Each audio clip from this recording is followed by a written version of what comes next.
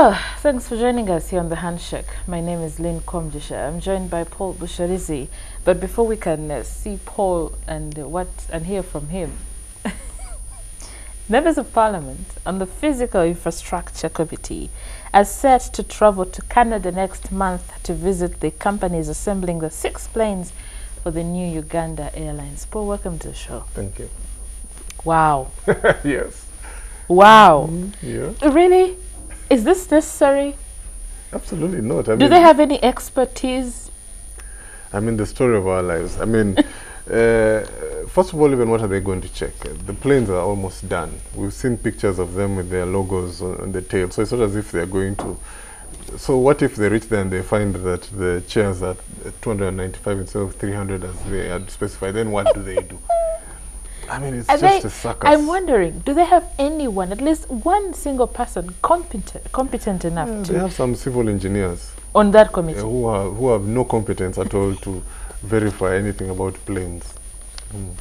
And none of them has a remote idea? No, it's just one of these circuses we have that pop out of the woodwork in this country all the time.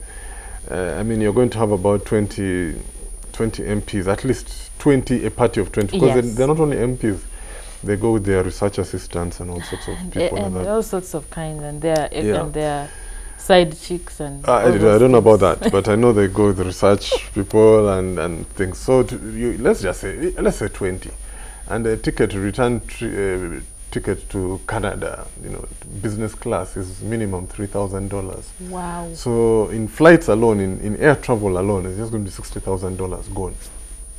You haven't started talking about per diem yet and contingency and all that kind of business. That is okay. Let's briefly say, or roughly say, 370 million or thereabouts. No. That would be about 220 million. 200. So the cost of a ticket is between. Again, it depends on where you want to go through. Exactly. If you want to go through Dubai, you might pay up to $5,000. You can guess.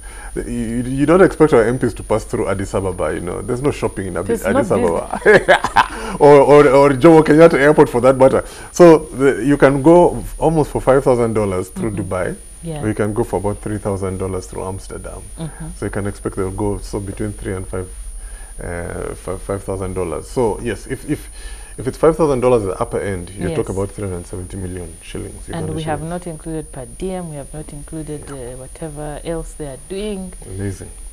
And I mean, we need that money in this country. I mean, exactly. I was going to ask you. 320 million shillings. Do you know what it can do? This is what I was going to ask you. Have we run out of projects to fund, to deal with, to work on? No, it just boggles the mind. I mean, the logic these people are operating on just boggles the mind. We are behaving as if we're in a middle-income country already. We're not in a middle-income country. So which middle-income country is going to allow that? But you see, if they are going to do something sensible, then we would debate about maybe they can cut the party, the group a smaller number.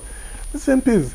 I mean, you think about. I mean, the hypocrisy of it is that Uganda, for example, imports every year for government, I imagine, easily dozens of Prados. Yes. You don't see MPs going to Toyota every year.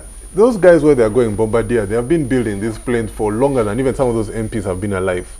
They do not need any Ugandan amateur to come and look at whether they do. And by then, in this world of fast data broadband, you can do what do you call it? They call it you Skype. The guys, they be on that side, we be on this side in our boardroom in Parliament. Exactly. And we get all we need. The ambassador they take you around, you see everything, and you say, "Oh wow, that's good," and you go. This is the point: is we don't even have to do all that. It is totally unnecessary. I mean, what? Guys are already sticking the logo on the tail of the plane. What are you going to see? How they stick it? maybe you don't like the way it sticks or something like that. I mean, it's just amazing. Paul, I'm baffled. Who approves these funds? Who says, okay, fine, the committee has to go and do nothing, but I have approved this one? Well, the story also I've heard is that Parliament has a lot of money. And so they can do all this stuff. Perhaps they're trying to beat the deadline. for the end of the financial financial year. You never know. They might be trying to do that. But Parliament has, clearly, I mean, given this example, Parliament has a lot of money to send MPs who have no clue about flying, aeronautical engineers. Who actually... Actually, the good thing they would have done is maybe they would have called Winnie Byanyima back. Exactly. And maybe if there's another aeronautical engineer, I don't know who, they ask them, excuse me, can you go over? We'll give you some little money. They don't actually have to call her. For good on your country. They talk to her. Hey, tell her you pass by. Can you pass by that place and, you know, confirm on your way for back. us? Exactly. Hey, oh, yeah, and maybe I mean, first of all, it would be unnecessary because Winnie, what would Winnie be going to look at a plane which is already done? I mean, wow, those are our members of parliament. You know, I mean, as I said, we import dozens of Prados every year for the government. Yes. It has. I've never heard of anyone going to a Toyota company to see whether the specs are there. They all do them online and stuff like that. A whole MP committee to see even a doomed project. That Uganda Airlines, by the way, is a doomed project. So there's also that. So you're adding costs, injury. What are we, as people who elected them, what are we supposed to do? That's $100 million question, $100 million question. I mean, there was a law at one time to recall them if you could get quorum, but I think it was written off the books or something like that. But yeah, it's absolutely ridiculous. And that's how it is. Unfortunately, that's how your members of parliament are. And yeah. Maybe we should start a petition to make sure they don't go. We get signatures. And this is our money. And sorry, present our it to tax. the Speaker of Parliament. Paul, this is taxpayers' money being squandered on nothing, on just them going for business trip. No, they're not even business. It's a holiday. This is a holiday. They're going to go shopping. Some people are going to stay there, by the way. I'm not sure about that. I don't want to go into that's a different story. They're not qualified to stay in Canada, most of our MPs. Canada needs highly specialized people. There you go. They're just going for a holiday. But they don't know that it's winter in Canada. Good luck to them. Thank you, Paul.